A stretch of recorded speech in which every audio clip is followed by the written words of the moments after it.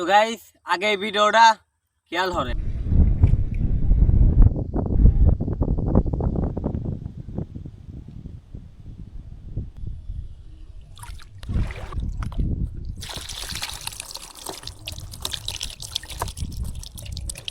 তো গাইস আপনারা সকলে কলে এই ভিডিওটা দেখছেন, আসলে কলে এইভাবে মাছ ধরা যায় না।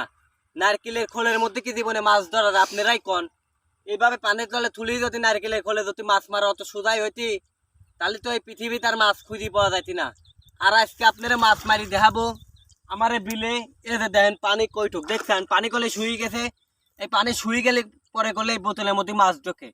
এরম ভাবে আপনারা রিয়েল ভিডিও আপনারা দেই। আর এই যে দেখলেনই তো আপনারা ফেক ভিডিও কিভাবে বানাইছে। মানে নারকেলের খোলের মধ্যে কি একাই মাছ ঢুকলি, একাই কি মাছ ঢোহে? আপনারা কি এটি ভাবেন? এই ভিডিও তো 1 মিলিয়নের বেশি ভিউ পড়ছে, 1 মিলিয়নের বেশি।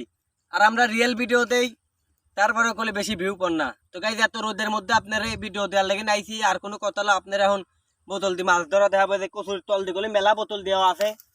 এই মোটটি এখন ভিডিও হরি হরি আপনার দেখাবো। আপনারা সকলের সাথে চাই। তো গাইজ দেখা যাক আল্লাহ কি দিকে লাগছে।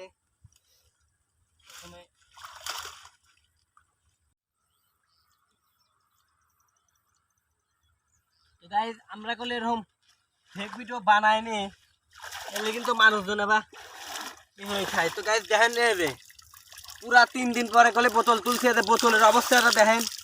তো গাইজ দেখা যাক আল্লাহ কি দিকে লাগছে। কচুরির তলে বলে দিছিলাম আছে কিছু না কিছু অবশ্য। এই দেখেন গাইজ এই বোতলের অবস্থাটা দেখেন, পুরা 3 দিন পরে বোতলে কি আছে। আর এই যে টাহি মাছটা দেখছেন, মানে ফুল তরতারা মাছ কলে এই টাহি মাছটা। আর এই যে শামুকগুনি দেখেন, দেখেন শ্যাওলাগুনি দেখেন। এটা দেখলেই তো আপনারা বুঝতে পারবেন যে রিয়েল না ফেক। 3 দিন পরে বোতলটা তুলছে দেখছেন কি অবস্থা। আপনারা আরো তুলে আনি দেখাচ্ছি, সকলের সাথে থাকবেন।